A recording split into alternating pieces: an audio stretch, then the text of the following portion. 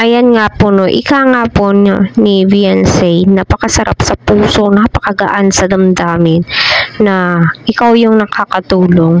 Ika nga po niya no, na medyo may pera na po sila, ay tumutulong din po siya sa mga taong walang-wala.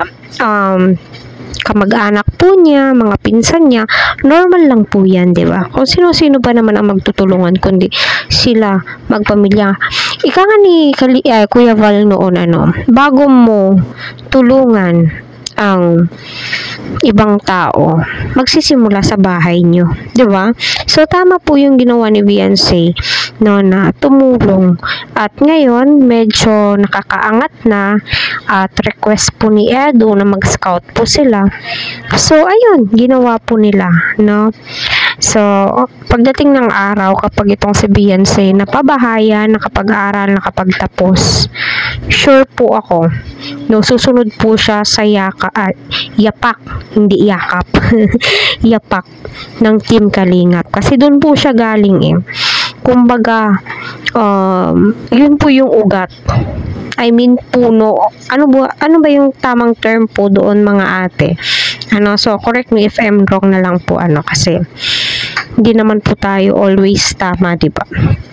So ika nga ni Kalingap Rab, pag-iisipan niya kung saan niya i-upload yung pag-scout nila ni Eds together with Beyonce and Kalingap Patrick, kung sa second account or sa main account. Para sa akin mas mainam kapag sa main account niya i-upload, kasi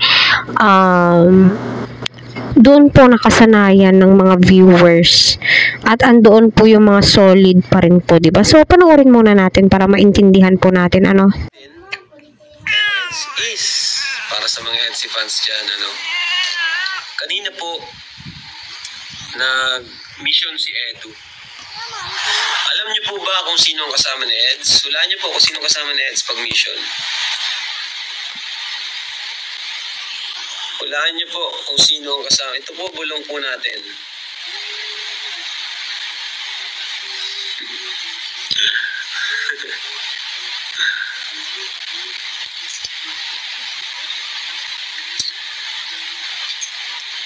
Ayan, syempre walang iba kundi si Beyonce, yon.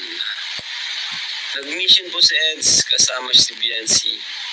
Nagpasama po siya kay Beyonce. Abangan niyo po yun mga Kalingap, upload po natin sa second channel natin, or kung pwede sa main channel natin, sa main channel po natin na-upload.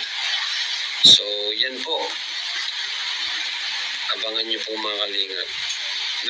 Sila na mission, si Beyonce is nagmi-mission na rin, tumutulong na rin siya sa kagaya dati na walang-wala rin. Po mga Kalingap napanood po natin kung at legit ang bulong at reaction video ka na. So, oh my God. So, ano nga ba yung hitsura po ni Beyonce? Siguro, kapag siya na po yung tumulong, my God, nakakatuwa. At masaya po tayong viewers, kapag tuklasan po natin ganito yung tinutulungan natin. I mean, yung sinusuportahan po natin, di ba?